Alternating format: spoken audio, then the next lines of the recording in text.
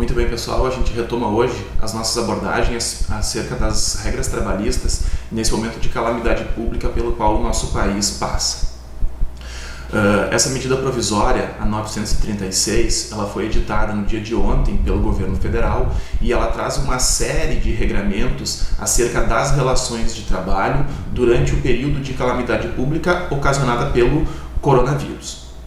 Então a gente já tem algumas características dessa pandemia nos cenários do mercado de trabalho. Então a gente já tem visto alguns desdobramentos na China, na Europa, nos Estados Unidos, e em todos eles o que a gente viu foi uma flagrante diminuição do número de empregos. Então as empresas tendo que reduzir o seu faturamento, tendo que permanecer de portas fechadas durante um certo período, acabam justamente por demitir muitos de seus colaboradores. Então essa medida provisória 936, ela é uma tentativa do governo de instituir um programa emergencial de manutenção do emprego e da renda.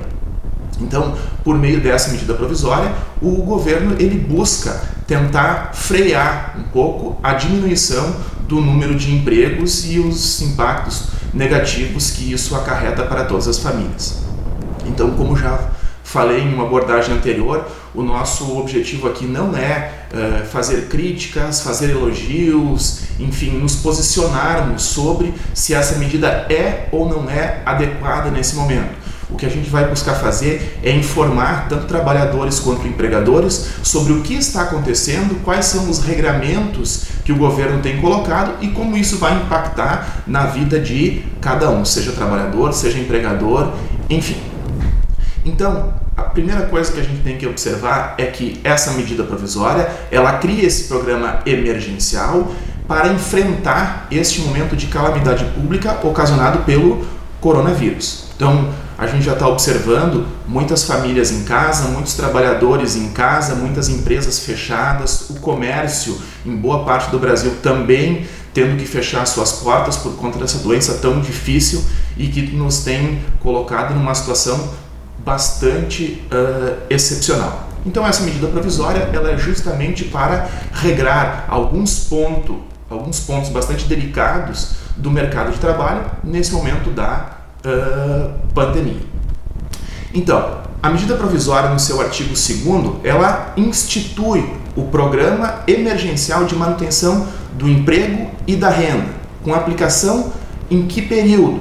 Apenas durante o estado de calamidade pública. Então é um regramento excepcional para um momento excepcional. Então, por meio dessa medida provisória, institui-se um programa para buscar diminuir todo o conjunto de questões trabalhistas num momento tão delicado como este. As medidas do programa, elas são bastante delicadas, elas são controversas, enfim, nós ainda vamos passar mais uma vez pelo crivo do legislativo, pelo crivo do judiciário. Mas o que essa medida ela apresenta então enquanto regramento? Ela propõe o pagamento de um benefício emergencial de preservação do emprego e da renda, assim denominado. Então esse benefício ele vai ser custeado a partir de valores oriundos do seguro-desemprego. Então a gente vai trabalhar isso aqui um pouquinho mais à frente. Uma segunda medida do programa é que fica permitida, por meio de acordo individual, a redução proporcional da jornada de trabalho e de salários. Então reduz proporcionalmente a jornada e, consequentemente, o salário durante este período de duração da calamidade pública. E uma terceira medida do programa, que nós não vamos abordar no vídeo de hoje, isso vai ser objeto de um outro vídeo, é a suspensão temporária do contrato de trabalho. Bom, então vamos esmiuçar e vamos esclarecer bem, de uma maneira bastante didática, esta medida provisória. Primeira delas, qual que é a abrangência desta MP?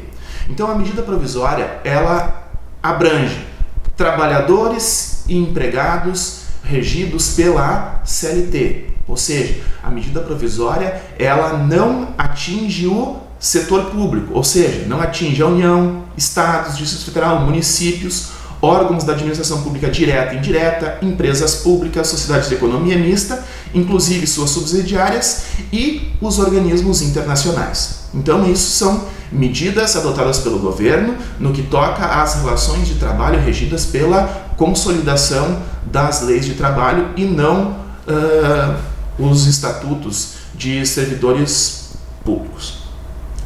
Tema bastante controvertido, mas um dos centros desta medida provisória é justamente a possibilidade de haver a redução do salário dos trabalhadores a partir da redução proporcional da jornada de trabalho.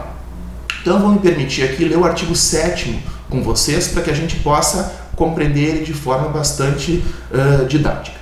Então, durante o estado de calamidade pública, o empregador poderá acordar a redução proporcional da jornada de trabalho e de salário de seus empregados por um período de até 90 dias. Então, esta redução de jornada de trabalho, esta redução de salário, ela pode ser de, no máximo, 90 dias. Isso é o que está colocado, então, no texto da MP 936.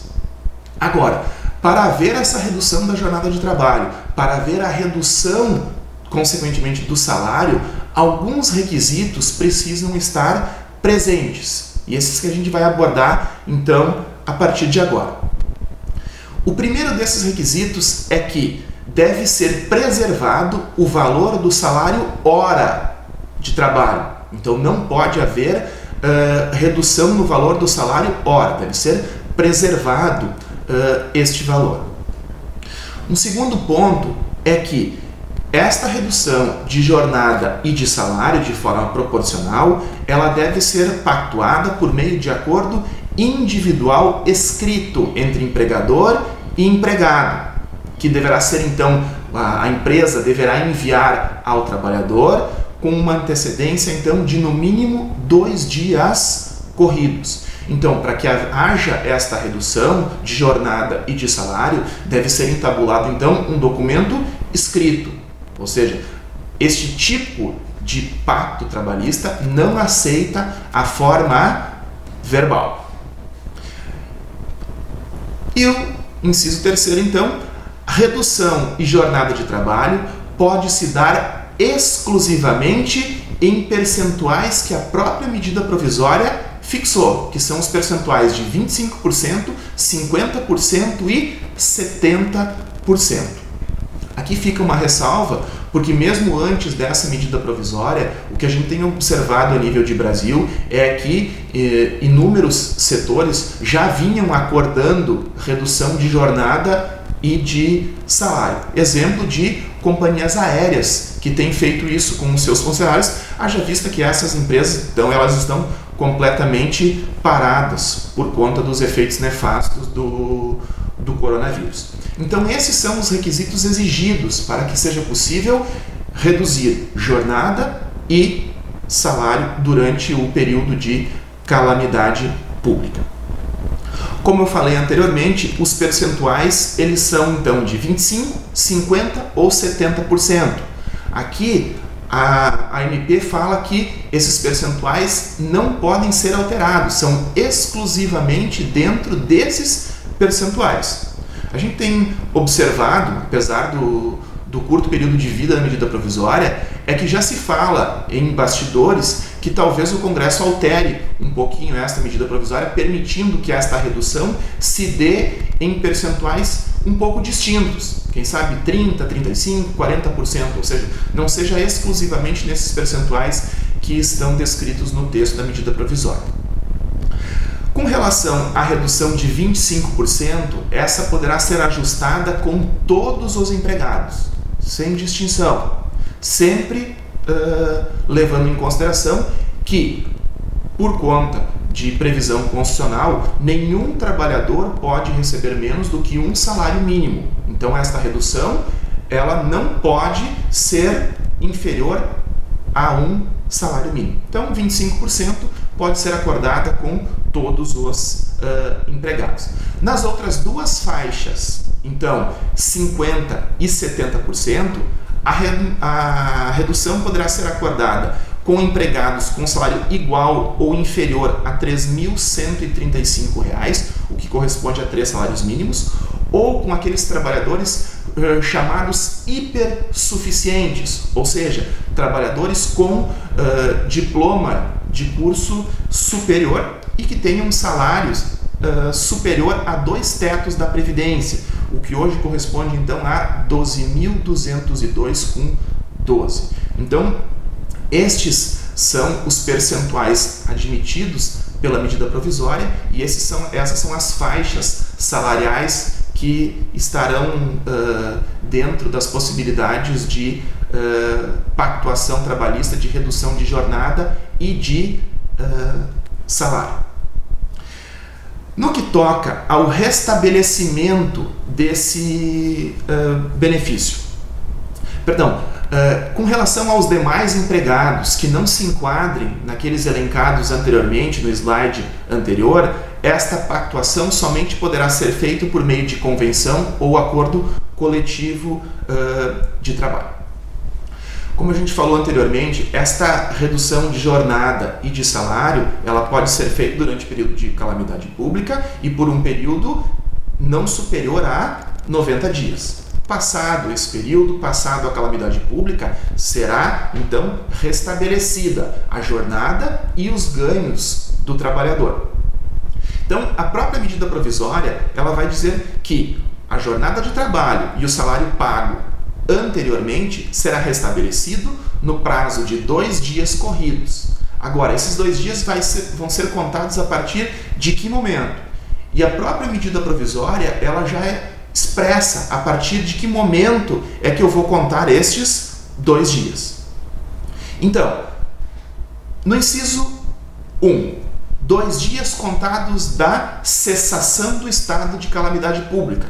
Então, uma vez cessada a calamidade pública, 2 dias após este evento, restabelece-se jornada de trabalho e salário anterior.